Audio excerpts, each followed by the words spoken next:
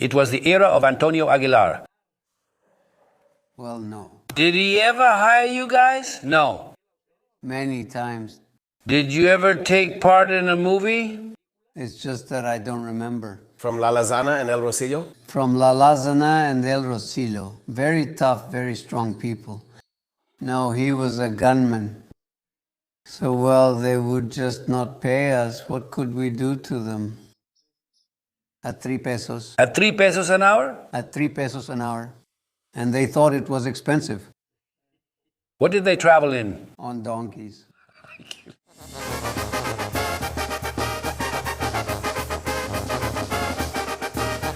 Hello friends, we're here in the community of El Tigre, Villanueva. Since this community, as we've been told, is where the first Tamborazo started, I think at the state level, which was Tamborazo del Tigre. Well, according to history, then we're going to meet someone, a person who is already elderly. One of those who back then were members of the Tamborazo.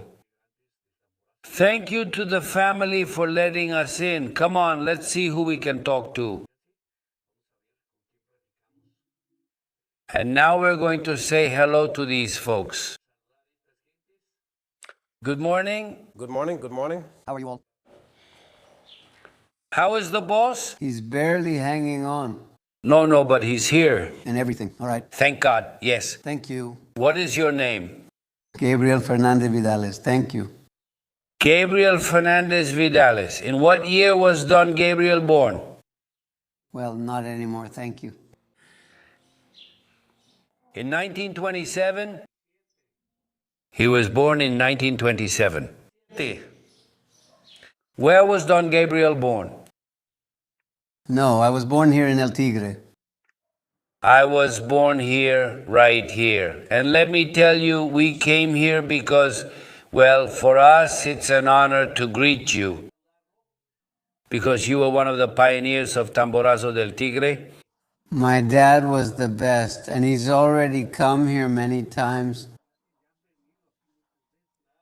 Several, yes. And I'll answer whatever I can. At what age did you start getting involved with the Tamborazo? No, well, I didn't get involved with the Tamborazo. I don't know what year it was. It's been many years. My mind isn't what it used to be anymore. When your father retired from that, did you take over? Yes. Did you lead the Tamborazo? Yes. Let me tell you, I think you traveled besides the state of Zacatecas to many other places as well. Yes.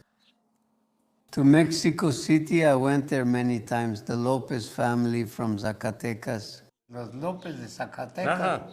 They brought us here several times to Mexico City. To Mexico City. To the city. And they brought us to several places, but not just there. So how many people were in the Tamborazo at that time? 8. There were 8. 8 musicians yet. It was a Tamborazo usually, even now. Normally there are 8, yes. Because when there are 10 to 10, that's a band. Yes, that's it. And this was a Tamborazo, but there were only 8 of us, that's all. What kind of music was it? Was it just instrumental, or did you already have a singer? No, well, we played the music that was popular at that time because everything keeps changing. It keeps changing, yes, of course. And well, what was popular at that time was what we played. The schottisches, as they called them, the jarabes and... The jarabes. My dad, look, he just launched into them like that. He knew tons of jarabes, which nobody here knows. The people from Jerez know 1 or 2, but my dad knew a lot of jarabes played and sung. Also. With the lyrics too, yes, he knew a lot. Not even those from Jerez ever learned what he knew. He was very dedicated to that. He put a lot of effort into it. He spent his days, he read music. He wasn't just playing by ear. He knew how to read music. He also prepared everything. He had a thing which was very useful to him. He would go to Zacatecas and he would go with the acquaintances and write me this song, write me this. And they would send it to him, and here he would practice them. He would arrange them for the Tamborazo, yes? He knew how to read, yes. What was your father's name? Don Doroteo Fernandez. Jacobo, that's right. He was originally from here too, because Jacobo already is. He's from over there in the mountains, from Montescovedo, from around there. He was from over there, yes. He was from over there. And he came here from there and here. Once he came here, he formed his Tamborazo here, put his group together. Where would he have learned about music? Where? Where would he have learned, right? I was asking him, where did he learn about music? Look, he came here to learn about music because he went to study, and he used to go to Zacatecas. But when he came from here, well, no. But he already had the rhythm. I mean, he already knew how the beat of the music was. He already had the notes and everything in his mind already. He said that when he was a kid, many of them would get together, because a lot of kids around 8 or 9 years old would get together there, and they would line up in a row, and he would play Dianas for them. That's when he started, you know? He started there on a bucket. They would take the boy and play a Diana for him. And that's where he continued. That's where he started. He started to like music.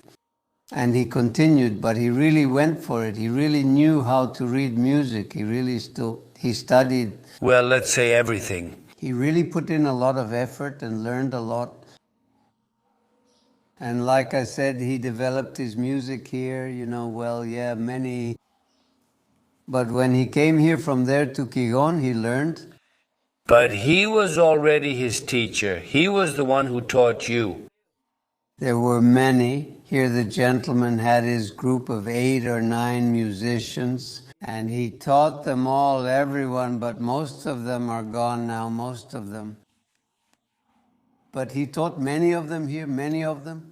He would bring them here. First, he would teach them to read music, and then he would give them the instrument.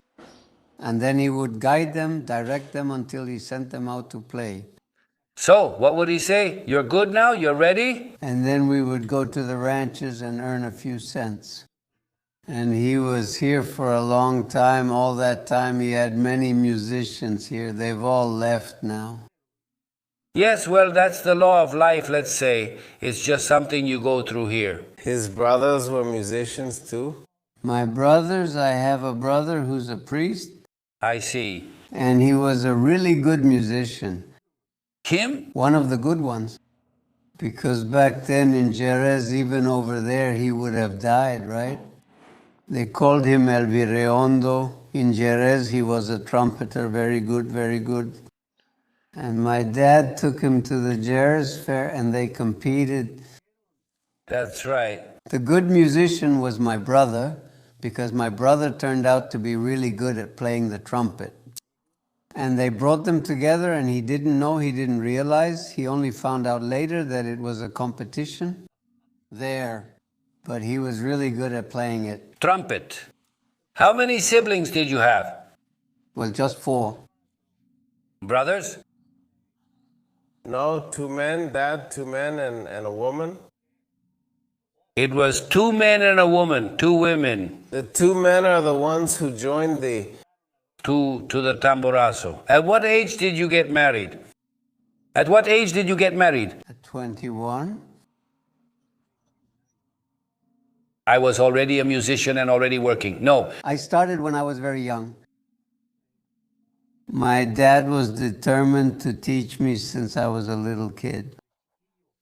There was, instead of the instruments, a big clarinet. And besides that clarinet, there was another small one called a requinto. Uh-huh. And that's where my dad started me on that requinto. And I kept learning and learning until I got all the way to the saxophone. Also, I also knew how to play it for several years. but music also came from your heart. Yes, well, my dad practiced here every day. And I liked it. Do you remember how much an hour of your music cost back then? How much did you charge? Oh, when I was playing, it was 3 pesos an hour. Yes. At 3 pesos. At 3 pesos per hour. At 3 pesos per hour. And they thought it was expensive. No, well, they said, let's leave it at 250. Well, no. And it was even worse when you went far from here, but it was really cheap. So I'm from the municipality of Tabasco. You are from Tabasco. And I remember already the Tamborazo del Tigre. You guys went around to some ranches over there. Oh, I knew all that area of Tabasco. To Chique. To Chique and all that. We saw each other there, San Luis, everywhere. San Luis. In San Luis, they have a party every October 14th. And did you all ever go there? Uh-huh. No, we used to go all the time. Uh-huh. To the Tabasco Fair, to the party there. And my dad already had a lot of friends. Everyone in the whole area knew him. Yes. Everyone knew him. Well, I think that, yeah, of course, back then I was just a kid. I think there must be many people, for example, my age, who remember those times. Yes, of course. Where everything was wholesome, where everything was peaceful, where everyone enjoyed the dances. That's right, yes. Because it was all wind band music. Yes, that's right. Natural. Yes.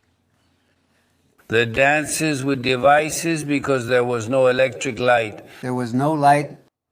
Wick lamps, there they were. Then the whole crowd would get drunk. The lamps would burn till dawn. The next day at 10 in the morning, they were all still burning. The cans were burning with a there you go. Yes, there were gas cans lit. Of course, I remember that. Teletolerante. Means of transportation. What did they travel in back then? What did they travel in? On donkeys. And we'd go all the way to Tabasco on a donkey. And just look at that. Yes. To Plateado on donkeys, we would leave the day before to arrive on time. Yes. Well, from here to there, it was far. It took a day and some. Back then, there weren't even roads going there. No. No, not to El Plateado nor to Tabasco. It was a royal road. No, not until there were highways. Well, we used to go there on little donkeys. Over there, they would lend us a place to sleep, a corral for the donkeys, yes. The one who came to hire us, he took on the responsibility of where we would stay, where to feed us and take care of us and everything. And that's how we did it. We'd arrive where Yolanda lived in such and such a place. Well, then the musicians and he would arrive, they would feed us there and everything. The days we had to be there. Hey. No musician ever got tangled up over there with a girl from El Plateado or from Tabasco. No, that never happened. No. No? No. Well, it was a very different job, right? Yeah, that's all. It was just playing and playing. Yeah, that's all, just playing. And when it was over, they'd talk about their commitment and off we went. And when we went, they'd take us in a truck, they'd bring us back. And when we went on the little donkeys, well, it would be the next morning. The donkeys were already tired. Yeah, that's it. Everyone was stunned. Everyone. A trip on a donkey all the way to Tabasco is so... No. Well, just imagine. And that's how we struggled. We really had a hard time. Yes. When there was no road to El Plateado, we used to go on donkeys all the way to El Plateado. How many hours were the contracts for? 5 hours still? They were already using 5-hour contracts. Well, if it was a rodeo and a dance, the gig was 8 hours. 8? 8 hours and when it was a dance and a rodeo. And when it was a dance, well, you'd agree to 4 hours. Look, let's just say that's how things are. It took them at least 3 days to do a gig over there. They would come, and if they played for 5 hours, it was 25 pesos. There were 8 members. Yes. And 8 donkeys. That's right. And we had to feed all of them. What did they have left? Yes. Right? Yes. But normally, yes, sometimes they played for up to 10 hours. No, well, once they were over there, they weren't allowed to come back very easily. No, over there in El Plateado, people were very cheerful all night and during the day. And no, they really like to have fun. When they continued the after party, that's what they called it? Yeah, let's go to the after party. Well, yeah, it's a life where everyone enjoys their work. It's a good life. Yes. Making people happy, pleasing people, that's the most important thing, wherever they perform. And then, well, we were happy here too because he took care of us a lot from Castahuchipila, all of that. They knew us and would even come all the way here from Tabasco. Yes, they had the charros and all that. They took us to parties and a lot of people got to know us.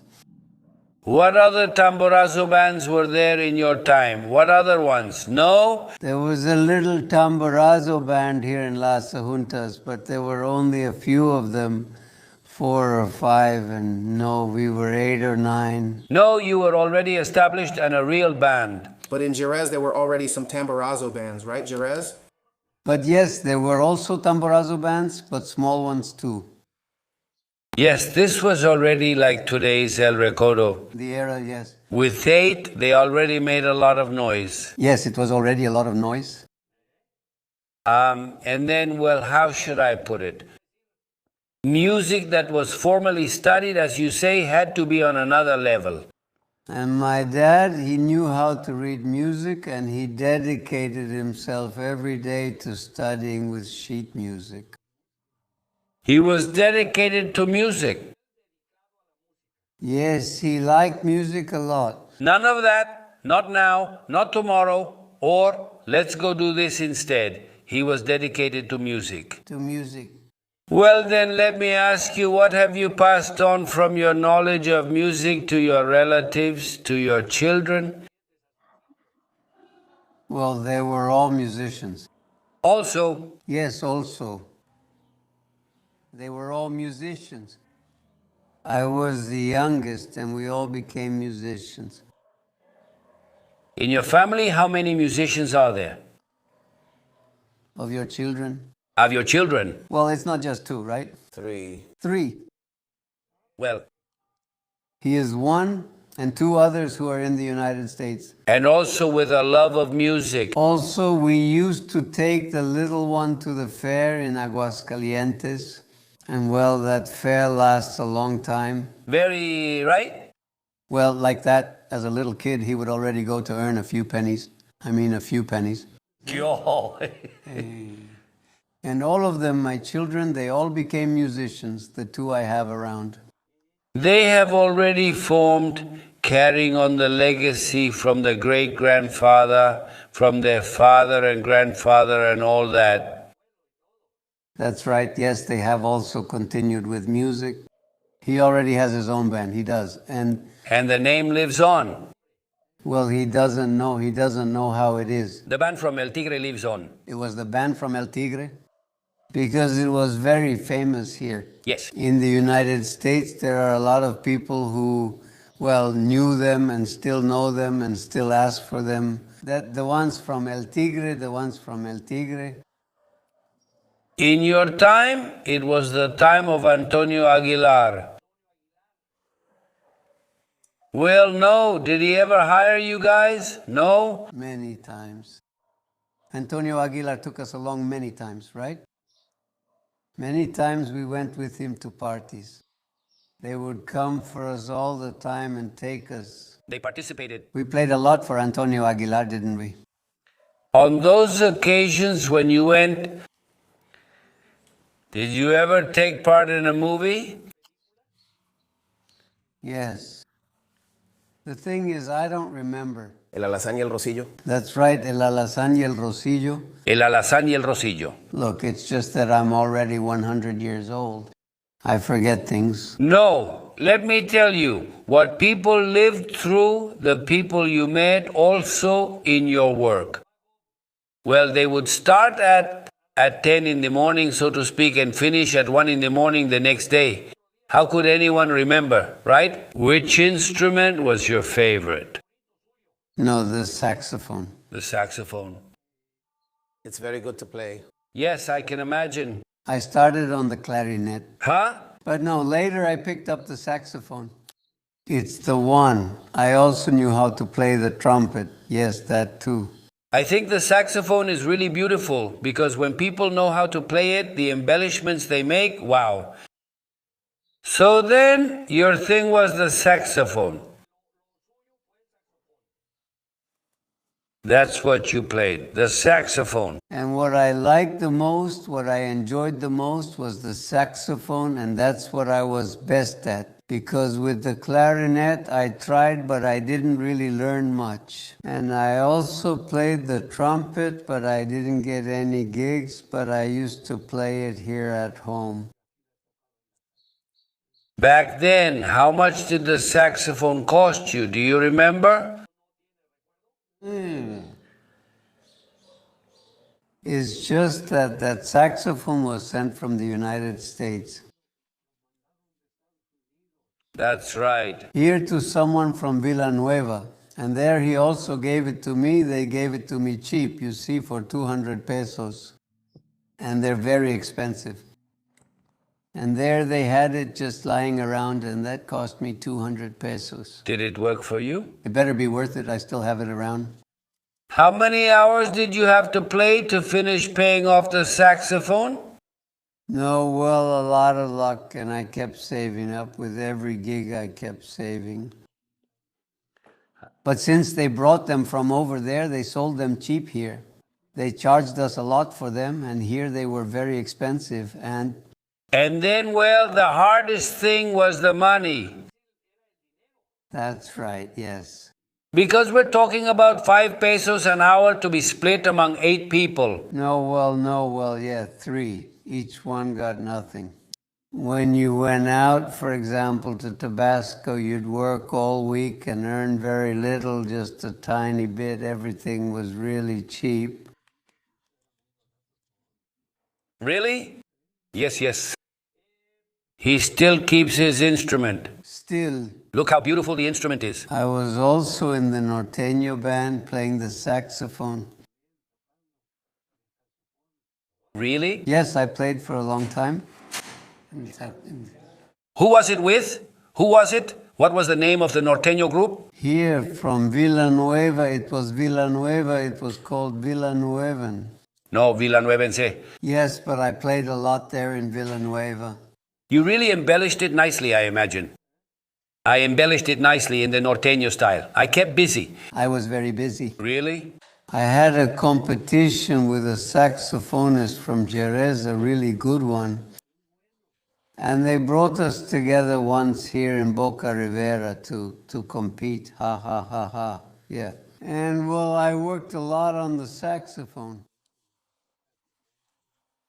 Is there any fellow musician that you met during your tours, for example, in Mexico City, in Zacatecas, someone who left a lasting impression on you because of some advice they gave you about anything? Do you remember anyone? Well, I don't remember the name, but I do know that Jerez had some well-known musicians, but I really don't remember the name, no. But I knew a lot of people. Now they're going to show us the saxophone. You don't mind? No, why? No, so that I play. He wants me to play. That, no, well, yes, he can. He can still play. That, No, Not anymore. No, that's it. but I'm already 100 years old. Thank God, and he looks good. He looks good, well, I mean, despite so many sleepless nights, so much walking, no. All night long, every night without eating and until dawn. And my dad was very tough. My dad didn't want to let the customers go. You'd stay up all night. Sometimes he would be left alone playing, and we would all run, already tired. My dad really liked music. Dad really liked it a lot. Yes, well, let's say they were responsible people. That's right, yes. They were responsible people. At that time, he says this cost him 200 pesos. And right now, something of that quality, with the kind of use it has had, what value could it have? Well, no, I mean... Besides the estimated value you all have from here, from the gentleman. well, it's a treasure for us. And the value, well, the value is what it means to us. That's what is estimated. That's it. Estimated, that's what I'm telling you. We would never put a price on something like that because it's what we have left from our dad, it's the inheritance, right? So the value is priceless. It could possibly be the same case he arrived with. Possibly. It's original. Everything. They handed him over in that case.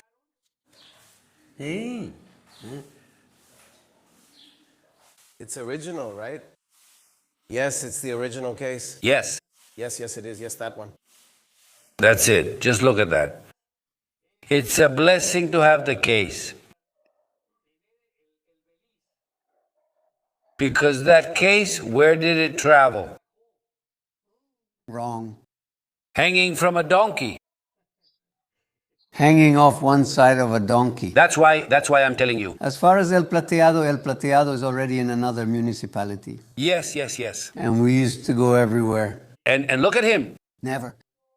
You never had trouble with someone who, already a bit drunk, didn't want to pay you when it was over. You finished, and yes. There were many cases like that. And many, even if they weren't drunk, would get belligerent just to avoid paying.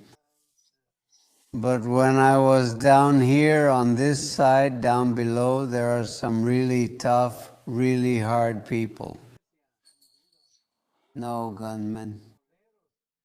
That's how it was. They'd just get like that and say, no, they wouldn't pay. What could we do? We were poor musicians with nothing. Yes, same. It was a very hard life. Yes. But we were very famous everywhere. Thank God. No, yes. And let me tell you something. It's really something to admire that you're in such good shape. No, yes, good. Because look, right now, for example, in the United States, there are people who work at night, who work as night watchmen, who work and they wear themselves out quickly. They end up going crazy. Yes. At 60 years old, 50. 50. And you, look, listen. 100 years old already, believe it or not. That's why I'm telling you. But blessed be my Father God, I still remember everything since my dad started teaching me when I was a little kid. And well, the whole family learned here. Well, friends, let me tell you, I know there are a lot of people. People still talk a lot about the Tamborazo del Tigre, and from that same time there was also the Tamborazo de Huacasco, which was well known around the region. Thank God we found this man who is still here. I don't know how many more of those who were part of that Tamborazo are still around. No, I'm the only one left. now you're the only one left. Blessed be God. Look, you all are lucky to have him. Well, I think we're going to get a lot of good comments from all the people who remember these people from that Tamborazo.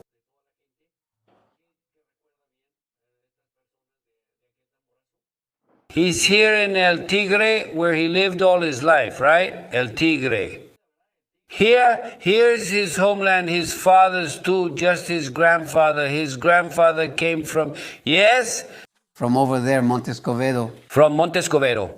Yes, but over there, Well, back there in Monte Escobedo, I don't know how he ended up here. How would he have ended up here? Yes. he came here when he was young, very young. He just came to get to know the place. Over here? He came here by himself. He didn't tell anyone.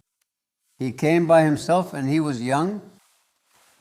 And he liked it here and he got married here and stayed here. Give me your hand. He never went back there. I'm going to leave that for you. If you want a drink, that's up to you. Thank him very much. Thank you very much. Thank you very much. Because I already know your story, a part of it. And well, there's still so much more to it. But the legacy continues. Yes. Now his children, They're already in his band. Yes, they still are. I'm going to talk with them, then I'll come by to say goodbye to you. Go ahead. Go ahead, let me talk. Because they already live in another world, it's a different time now. Yes. Right? Yes. That, I don't know, it might be a little harder, it might be easier, but only he will be able to tell us that. Go ahead. Well, first of all, let me tell you that it was lucky you were here, Yes, yes, yes. so that they would allow us to talk with this gentleman. We already talked about your family, your name, repeat it for me. Sergio Fernandez, Sergio Fernandez. at your service. In what year was Sergio born? I was born in 1968, in 1968. No, well, he's young. Yes. 68, so you were raised here. Born here in El Tigre and raised here in El Tigre. Raised here, did you get to go to school? I got to go to school here, to elementary school, and I went to telesecundaria for 2 years. I almost finished, but I had to leave for the United States. I think I only had about 2 or 3 months left. At what age did you start being interested in your dad's music? Well, look, the story is very similar because my dad, we used to listen to my grandfather practice every day. My grandfather was someone who took music 100% seriously. He didn't mess around. He would put out his book and start studying, so we as kids would listen to him. My dad would study with him, sometimes together, and well, we had music here at home. So, as far as I remember, my older brother and I started playing when we were about 8 years old. We started making noise here, picking up one instrument, then another, and I remember exactly that when we were about 8 or 10 years old. My brother was about 10 and I was 8. We used to go into a little room over there in that corner, and we would get together with some little friends, and we made a Tamborazo group, just like that, all little kids. And I remember that we went out to play a few times here at some fairs where the church paid us, and they would say, here, we're going to give you this much, but go and play. But that was our life here at home, just music, listening to music, listening to music, listening to my grandfather, my dad. When they went out to play, well, we already had a sense of it. I mean, we were born with music. Already in the yes, already integrated. So, well, that's how it started. Here, the curious thing is that, well, back then you could say, no, well, I want to play guitar. I want to play another kind of music. That was what they listened to. That's what they felt like studying. Thank you. And you were telling me, at what age did you go to the United States? I went to the United States when I was 16 years old, but I officially started in music here with my dad. Back then, it was still Tamborazo. At 10 years old, my brother also started at 10 years old, and the youngest, he started in the band when it was already the Banda, yeah, when he grew up. But my older brother and I, we had to be part of the Tamborazo. The Tamborazo, yes. I even went to Tabasco, all the way down there, the whole canyon here from Villanueva down as well. So at your young age, you were already handling a gig? Yes. Yes, already. For 5, 6, 8, 10 hours all night long. Yes, because at that time, I imagine it was only the bosses, the ones who could hire a tamborazo. Yes, it was usually a lot of people from the United States too. Who came? The ones who came, yes. They came to have their parties and obviously brought money. Yes, that's why, yes. I remember at that young age, my older brother and I would sometimes play until 10 in the morning the next day. Yes, I mean, in Arroyo Seco, I remember once, Arroyo Seco, I must have been about 10, my brother about 12, 12. And some northerners came who had quite a bit of money, I imagine. And we played from the time the bride and groom came out of Mass. All day, all night, they let us go at 10 in the morning. Back then, my dad, my grandpa, and everyone, well, they were taking their shots of tequila, so they were there. And anyway, They could handle it, right? Anyway, around midnight, they gave us dinner and all that. But my brother and I, and the one who played the bass drum, Don Chimino, he didn't drink. So the three of us stayed up all night, straight through. I mean, at a young age, being just kids, right? yeah, that's right. I mean, and I say maybe it could have been a whim. Why not? I mean, he was 10 years old. So to say, no, I don't want to anymore, that's it, because it happens, you get tired and no matter what. But out of respect, first of all, for your father, for your grandfather. Secondly, because, well, I think you're just born with it, it's in your blood. Yes, well, my grandfather, he was very strict about music. And so we followed his and my dad's example. So, like my dad says, some people did give up halfway through.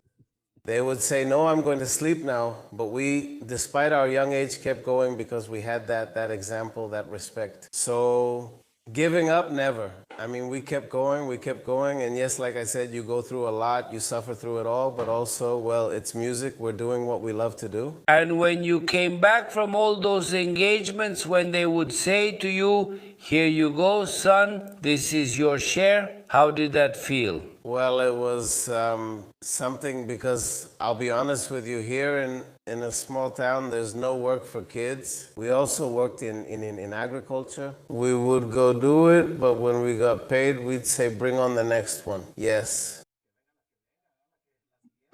He got the paper bills, the 1 peso, the 5 peso bills? Yes. Of course, big bills like that. The coins, those big 5 peso ones too, yes. Well, that's good. I think that there and well, with everyone, you come to love work, it makes you try harder because now it's your own money. Yes. Yes, that you earned. That you earned with your sweat and I tell you, being a kid, well, I had a lot of aspirations. So when I went to the United States, things changed a little bit. Yes. After I left here, there weren't any bandas over there. Back then, over there, it was just the Grupo scene just starting out. So I had to learn other instruments. I learned guitar. I learned electric bass. I spent many years playing electric bass because it was the Grupera era. So I adapted to the Grupera era, but later on, when Quebradita and all that came in, my brothers arrived. They left here. That's when the band El Tigre stopped for a while here. They left. About 7 or 8 musicians from here, and over there in the United States, in Chicago, we officially organized the band again. And well, up until now, it's still going. how many members are in your band? There are 15 of us. As a full band? Yes. We are 15 members, and it's a band, right? There are 3 trumpets, tuba, the harmony section, 2 vocalists, 2 singers, right? Where can people find you in the United States? In the States, we have the official page of Banda El Tigre on Facebook. You'll find Banda El Tigre there. But we are in a town called Genoa Park, and it's not Genoa Park. And whenever you want, I know that a whole lot of people are going to watch this video. And well, we're here at your service, right? Because we continue the tradition and we keep doing what we love the most. And well, we really carry our roots with us. We bring the music, the banda style from here in Zacatecas, from El Tigre. Of all those who are part of your band, and are they all from Zacatecas? No, there are some people who are joining from other states, but there are about 7 of us musicians from Zacatecas. From Zacatecas. The others are already, I was referring to this because through this video, through all of this, to your colleagues who don't know your home, who don't know your land. I think I can proudly tell them, look, here I am. Yes, yes. Of course, where I was born, where my family grew up, where, well, yes, you started taking your first steps in music. Yes, yes, of course, yes. For example, we have some people from Guanajuato, some musicians from Guanajuato, others from different places, from Durango, we have others. And, well, the other 7 are from different states, but, well, they don't really know much about the tradition, about the history of the band, right? But obviously, like I said, we always teach them our style because the band has its own style, yes, style and its own way. Yes. And even if they're from other states, even if they played in other bands, they always adapt to our style, right? Because we have our own style. That's it. That's what sets it apart. That's what sets the music apart, right? Not everyone goes along with the same thing. So you don't hear the same thing everywhere? Yes, monotonous. Well, let me tell you something. Would you like to take this opportunity to send a greeting to anyone you want? Yes, of course. Well, I send a greeting to all the people from Zacatecas, from all over Mexico, because I know that a lot of people are going to watch this video. But in the United States, we're at your service in Chicago. We also travel to different states in the United States. And to everyone watching us, everyone who is, or who will watch this video, who is watching it, we're at your service. You already know that the El Tigre Band is here for the long run, God willing. The phone number in the United States is 630-674-9261, 630-674-9261, and I will answer personally. My name is Sergio Fernandez. Well, my friends, let me tell you, Don Sergio, I thank you very much. The fact that you allowed us to talk to that great treasure you have. Your dear father there, who is the one responsible for you now being able to proudly say, we have a band in Chicago. Yes. We are the Fernandez family. Anyway, there is the one who is responsible for you all coming here. Yes, there he is. To this world. So I also want to take this opportunity to send greetings to all our folks over there in Chicago, in Denver, in Texas, wherever you are. Thank God we were lucky, and we've been lucky to be there with many friends who love it. Do you love the beautiful sport of steer tailing? We were out there in so many places. To all the horse people, to all of you brothers who allowed us into your homes with the Telepaisa videos, here we are. And well, I just want to wish you continued success. Thank you very much. God bless you. Greetings to everyone who is part of this man's band, and let me say goodbye. From his dear old dad. Boss, see you later. All right, yes. So who do you want me to say hi to over there in Tabasco? Who do you remember? No, well, from let's see. Tell me the name of a person. No, well, from the Rodriguez family, Mr. Jesus Rodriguez, Cuco Rodriguez. There's their whole family. Yes, well, we've known them. They could afford to take him. Uh-huh. No, well then, let me say thank you for giving me your time. God bless you. May God give you health. All right, thank you very much. Huh? All right, thank you. All right. Well, friends, let me tell you, maybe a lot of our colleagues have already come. But, well, for me, I tell you again, it's a joy to greet this man. And I wish the whole family that God keeps you safe, that God takes care of you for a long time. I won't say goodbye, but until next time. Proudly from El Tigre, Villanueva, Zacatecas, I present to you the photo of my grandfather, the founder of the Zacatecan Tamborazo. It's written in history. He was the maestro. He knew he wasn't a musician who played by ear. He was a literate musician. He knew how to read. He knew how to write some songs. He wrote them. And well, he was the one who started it all. Here's the family, the children. My father, when he was young, there he is.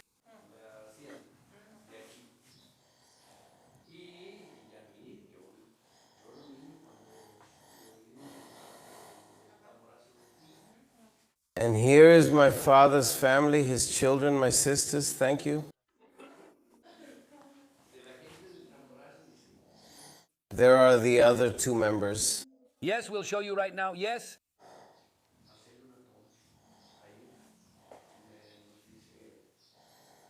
My grandparents on my mom's side are here, and one of my sisters and my mom.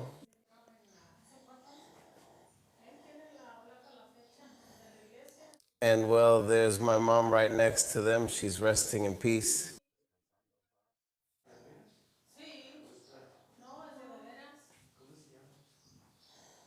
And my parents.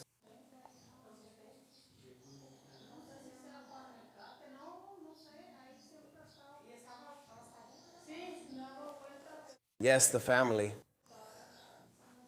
Well, we're sharing with you a bit of the history of the Tamborazo, of the history of the band, the lineage. And well, with great pride, I tell you that we are from El Tigre. And we are, well, people who feel proud of our land. And we hope that the tradition continues and the El Tigre band will keep moving forward. Thank you very much.